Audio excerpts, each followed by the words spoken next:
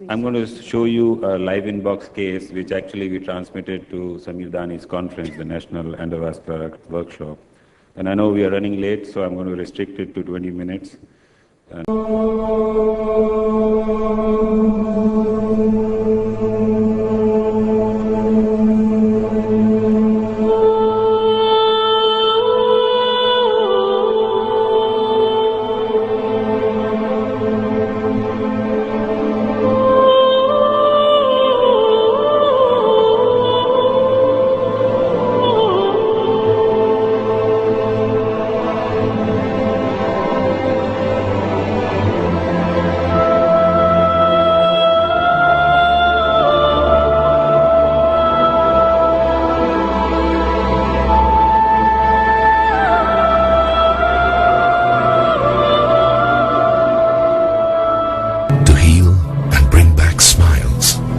been the mission of Apollo Hospitals. The one in Delhi is the largest in USA and the fourth largest in the world.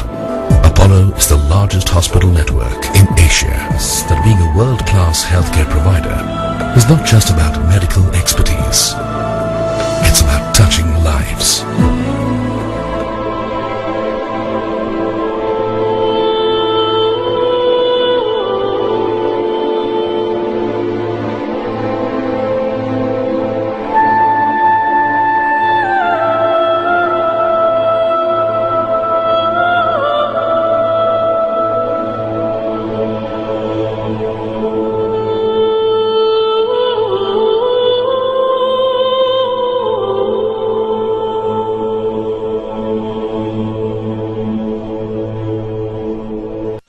Good afternoon. Now, this is a 71-year-old patient who is a diabetic, had a coronary artery bypass surgery done in 1994. And this patient had a Lima graft to the OM and a Rima graft, which was a jump graft to LAD and right coronary artery. And he's a diabetic, he developed chronic renal failure, and subsequently he had a permacath put on the right side. And the permacath stayed for about 4 months, and then it was taken out because of malfunctioning. And now he has a dialysis cannula put in the month of May from the left subclavian vein. And recently, he had a multiple AV fistulas which were made, and all the excess sites were sort of exhausted. Then finally, the surgeon got an AV fistula made in the right. From the right brachiocephalic brachial artery and the cephalic vein. And then subsequently this patient after the surgery, 20 days after the surgery, developed huge edema in the right upper limb. So our clinical diagnosis was that there is some outflow obstruction. This was told to the patient before the surgery that if there is an obstruction or a stenosis, which usually happens after prolonged indwelling catheter into the subclavian veins and the superior vena cava, then the limb may get swollen. So I'm just going to show you the limb of this patient, Mr. Hemant. Can you just lift up your hand? I hope you can see the swelling in the right upper limb, just show it here. And this is a huge swelling. The patient has got a large amount of pain. He takes a lot of painkillers, and he's come to me for endovascular management for this. So with this history, I'm going to take you through the angiograms and then take your opinion what we should do after this. Okay, so this is the left coronary artery shot showing occlusion of the circumflex artery and the LAD beyond the diagonal. This is the right coronary artery, which is diffusely diseased and distally occluded. You can also see a dialysis cannula, go back, a dialysis cannula which goes from the left subclavian vein all the way to the innominate and the superior vena cava going into the right atrium. Next. And this is the Lima graft, which is anastomosed to the circumflex artery, which is like not a very usual phenomena. So this is a Rima injection, selective Rima injection. You see that the Rima is occluded at the site of anastomosis, and it doesn't flow into the LAD, it doesn't flow into the right coronary artery. So this is a very unusual sort of surgery. I don't know why it was done, but this is the old story of 1994. So then we got our catheter into the brachial artery, right brachial artery, and you can see that the AV fistula, which fills up the veins of the arm, then drains into the right subclavian vein, and then there is an outflow obstruction. So this is a digital subtraction angiogram showing the same thing. There is an occlusion of the right innominate vein, and the place it joins the subclavian, the superior vena cava. This is a total occlusion with a very narrow, some sort of a nipple sort of a thing, which I think it should be easy to cross. And we intended to open this stenosis. This would relieve the patient of the arm edema, and probably this site for the AV fistula is going to work for dialysis for a longer time. So I'll take the opinion of the panel and the opinion of the people sitting there. We do a lot of these cases at our institute because we have a very active transplant and a dialysis program running here. And a lot of patients get into these sort of problems, and we have been helping them with getting the access sites or opening the distal, either the inflow vessels or the outflow vessels. So I'll take your opinion and then tell you what we did and what we are planning to do now. Have you seen the local site at the fistula? Is there any blockade of the venous or Yeah, we have. arterial communication at the brachial site? No. Because commonly this is the site of obstruction. Okay, I'll show you. Just go back to the non-DSA previous angiogram. Okay, so that is why whenever we do this sort of intervention, we do not puncture the outflow of the AV fistula from the arm. I always go from the femoral artery, go to the subclavian artery, go to the brachial artery, and do a selective injection, and just go slow. Just hold on. Then see the anastomotic site, then see the venous outflow all the way down to the right atrium. So in this way, you can actually have an angiogram both of inflow and outflow, seeing the anastomosis, and you can be having multiple sites of stenosis, and you can dilate all of them. And if necessary, you can also do a road mapping and puncture the vein directly in the arm. Is there any role of ultrasound or CT scan prior to taking this patient for the intervention? Yes, CT scan or a CT angiogram will definitely give a very good picture and also give a similar picture. It's quite good if we have a CT angio before the procedure, but many of the nephrologists wouldn't like a CT angiogram. And ultrasound, if we have, it's operator dependent. If we have a very good operator, he can actually look at these problems, but many times they do miss out on lesions. And once we plan to do an endovascular intervention, we find it's very simple to do an arterial inflow injection and follow all the way up to the right atrium, and in this way we can have all the problems related to AV fistula. We can actually map and do an angiogram and treat them. Now the additional advantage, CT, of course, you can see the coronaries also if you do it in a different mode, but it will be two studies. Like in this patient, we have also studied the coronary arteries. So I think it's much easier to go this way. Yeah, we agree, because CT angio needs to be a three-phase CT angio, in which can sometimes be very misleading. You can't really identify the arterial and the venous phases very appropriately. So here you're planning to open the innominate, yes, for the innominate vein to get an outflow for the AV fistula. Correct. So we had two options. One is to go from the arm, puncture the vein and go retrograde on the vein and open this. And because especially there was a nipple, we could have, we were tempted to do that. But the problem would have been that if we plan to put a stent, we would require a larger diameter of the sheath. And we don't want to actually put a large diameter sheath into that vein, because that vein is still not matured and dilated enough. Right. So can you spend 2 minutes in trying to explain the natural history of an AV fistula to them? Because how a vein matures, how it arterializes, I think everybody must understand that before we move forward. Normally, this is an arterial injection, and just play this, and we see the venous flow, the outflow. Normally, we see that the vein and the artery are of the same size in this angio, and this is 20 days post fistula formation. In about 2 to 3 weeks, the vein starts dilating because it receives an arterial flow if there is no outflow obstruction, and it starts dilating and getting arterialized. And the vein actually, if you see on an angiogram, has a diameter of 2 to 3 times that of an artery, because it takes torrential flow and it has a huge capacitance. That takes somewhere between 3 weeks to about 2 months for a fistula to mature. And this is like now this is the 4th week, and we don't see the vein dilated here.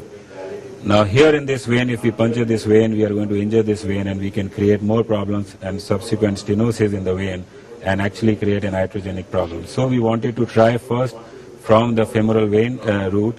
If we did not exceed, then we could have gone this way, passed in a wire, and then railroaded the wire down into the femoral vein, and then worked from below. Dr. Khanna, is there any concern of venous valve and going retrogradely in the venous system? Yes, I mean it is difficult to wire. That's the only concern. I mean, maybe in the subsequent films I'll show you. It was very difficult to wire because every time you are going to catch the venous valves and your wire is going to buckle. And once we are using wires like this for crossing CTO, which are like hydrophilic and very stiff wires, the wire which we took was extra stiff thermo exchange length wire, which is a very stiff wire and a very slippery wire. You can easily perforate the vein if you use a lot of pressure. So normally what we do, we try to get into the vein after crossing the occlusion and try to make a loop and very slowly try to engage and disengage the valve and try to get in. Sometimes we also squeeze the arm so that the valves open and then try to slip in the wire, and this is a technique which is quite successful in getting the wire across. And once we have a wire, then putting in a balloon is not a problem. Okay, so we went from below, and this we passed in a wire. We could go up from the subclavian vein. We tried to pass in across this total occlusion with the help of a super stiff thermo wire. We are trying, and we could get to some extent next. Okay, and then we could get the wire across the lesion. We passed in our diagnostic. This is a 5 French diagnostic right coronary catheter from Cordis. And then once we could go there, now we are sure, we took out the wire, we are sure that we have crossed the total occlusion, we are beyond the total occlusion, and now we should wire it again. Because there was a possibility that when we were opening this, we could have got subintimally or perforated the vein. Now once we are sure and we know that we have come back to the true lumen, we are now going and wiring it again. Next please. Till that time, we have kept the catheter in the artery so that in case we need a retrograde injection to know our direction, it should be there. And after that, we have taken out this catheter. So now you see this wire goes easily up to this position. Next, and taking a balloon now, which will be to start with a 5 into 40 millimeter balloon from Cordis to dilate this lesion. I purposely don't want to stent it. I mean, I'll take the opinion of the panel also, whether they would like to stent this lesion or just balloon and try a balloon first and leave it at a balloon stage. With me I have Dr. Abdul Malik, who is my associate, and Dr. Manish Jain, who's incidentally done his training from Ahmedabad, and Mr. Shyam, who's our chief technologist, and Sister Aparna. So this is a 8 into 40 millimeter balloon from Cordis, the Aquatrack balloon. Optapro, I'm so sorry. Aquatrack is the wire.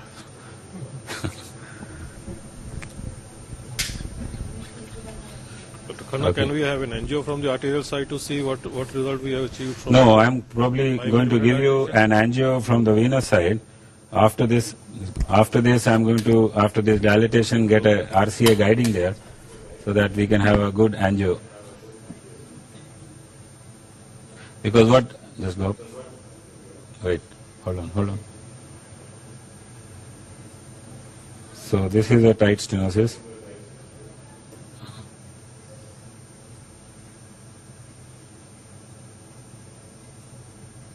Didn't break, no? So we'll keep it for some time and then go up with the pressure. See, the thing is, this is one of the preventable problems actually. See, if you look into the reasons why these blocks occur at these particular sites, see, it is usually the previously placed catheters in the subclavian vein which leads to these problems, occlusions over time. In fact, it appears mandatory that a MR venogram should be done before a fistula is created on the ipsilateral side. So the surgeon who does this fistulas should study the subclavian veins before putting in a fistula, because Go forward. No? these are the previously placed But then we have to be dialysis sure that they catheters, don't and in fact they have done a comparative much study beyond of the that. various dialysis catheters, I think the that's double fine. lumen catheters, the single lumen catheter versus the PTFE, polyurethane versus the silicon. In fact, they have shown clearly the IJV catheters, before they place the fistula, when they do dialysis with IJV versus subclavian, they have seen that the occlusions are less common with the IJV, number one. Number two, the silicone tube catheters carries lesser risk of long-term Okay, occlusions. thanks. Number three, PTFE and polyurethane and the double lumen catheters have higher incidence of occlusion. So the points to be noted are the surgeon who creates this fistula should study the anatomy of the subclavian vein before he goes in and puts a fistula. That is the point I wanted to make. It's very important because it's a preventable problem. It's an excellent point, but many patients come to us who have multiple fistulas which have been created, and they actually, there's not been a careful analysis of inflow and outflow. There's not just the outflow; you should also actually examine the inflow when you plan a AV fistula procedure. I think we have done about 2 minutes dilatation. I think I will stop here. I don't want to overstretch this and then see. Actually, dialysis access site management in our country as a whole is still very poor. Because when you have a problem with a fistula, we never look at what the problems were. We tend to revise it more often than not. So it's I'm glad this case is being shown in a live transmission.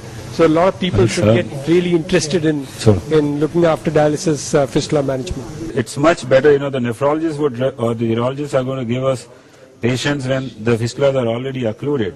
It is much better to intervene when, the flow is coming down, the dialysis is getting into problem. At that stage, if we intervene or if there is a clot in the AV excess graft, it is a much better time to intervene, and we can actually lyse those clots or open the fistula right then and there, rather than, when it becomes occluded like this. Okay, get me a guiding catheter. RC guide. RC guide. Dr. Khanna, do you have any long-term follow-up of patients who have intervened with a venous angioplasty at this site? Yes, we started this program about 2 years back. The different type of problems we encounter, right from occlusions to stenosis to multiple outflow obstruction or inflow and outflow obstruction. What we have seen that if we do a balloon dilatation, most of the times these things do work for 6 to 8 months, and then subsequently there is a restenosis again, and we need to either redilate or put in a stent. Now at least this catheter, 6 French catheter, is just passing in very easily, and we actually, if we do keep these patients under surveillance, and whenever the flow goes down or the edema develops, we take these patients back for a redilatation, and they do well. We have got patients doing well for 2 years based on this strategy, but some of them do not come to us, and we do not know what happens. So we have opened this occlusion. Now we have 2 options. One is to stent this, one is to dilate it further. I have an issue with stenting because we have a dialysis cannula going just at the same side. If we put in a stent and once we have to take this cannula out, we may actually displace the stent or maybe embolize the stent because the superior vena cava is quite dilated. It can actually milk into the RA and go into the RV. That's my concern, because we would be manipulating, we have to stent it almost into the SVC, and this cannula is going to then interfere once it's being taken out. So now I'm going to use a 10 millimeter balloon, and I believe I'm going to give a higher pressure. It's a compliant balloon, it should go up to 11 millimeter, and if I get a good result, because I measured the gradient, not a pullback, but otherwise there's hardly any gradient. But anyway, I'm going to check it after as a pullback later on. Just 1 second. We'll go by the Bonney landmark. Okay, go up. So we have our Bonney landmarks, the tip of aortic calcification and also the clip there. Okay, go up. 5, 6, 8, 10. Okay. Center. This patient, I'm sure by evening edema is going to get down. How many people from the audience would like to stent and how many would not like to stent? Dr. Khanna, nobody wants to stent. Okay, so I'm happy, I've got a support. Dr. Khanna, this is Dr. Sunil from Ahmedabad. Yes, Dr. Just Sunil. wanted to know what would be your threshold for stenting on the venous side, not particularly in this case, but in general. See, in general, I do a lot of stenting for the iliac veins, especially in chronic DVTs and patients of May-Thurner syndrome. That is a very common cause for chronic DVTs, and in May-Thurner we do stent, and more than often it's better to stent, and these patients do very well. But the size of stents, I've seen some of my colleagues putting in stents which are 8 millimeter and 10 millimeter in diameter. Those actually do not work on the vein. You have to have stents which are 14, 16 or 18 millimeter, and those are the stents which actually stay in place and lead to a good long-term outcome. Okay, I'm just going to do a DSA now. I was sort of thinking on the same lines that, we follow these patients. I'm sure with this sort of a dilatation and opening of the occlusion, the limb edema is going to go down by one day or by the evening. And let the fistula mature. We'll see whether it's good enough for dialysis. And by that time, maybe if we remove this dialysis catheter, that would be the best time to put in a stent, redilate or put in a stent. So that was my strategy. But right now, we want to do this procedure for the limb edema, because the patient had a normal limb and suddenly has a swollen limb just following the AV graft surgery. Can we see the gradient across the limb? Dr. Khanna, do you have any experience of cutting balloon sort of thing in this situation? Yeah, we have a cutting balloon experience, but for this size we do not have the cutting balloons. That's our problem. And normally, sometimes we have used those coronary techniques where we put wires on 2 or 3 wires and then dilate with the balloon. It acts like a cutting wire. But those are all things which we have done, and with the concept that it will act like a cutting balloon or an angiosculpt. But we don't have cutting balloons in this size. So now I'm trying to do a pullback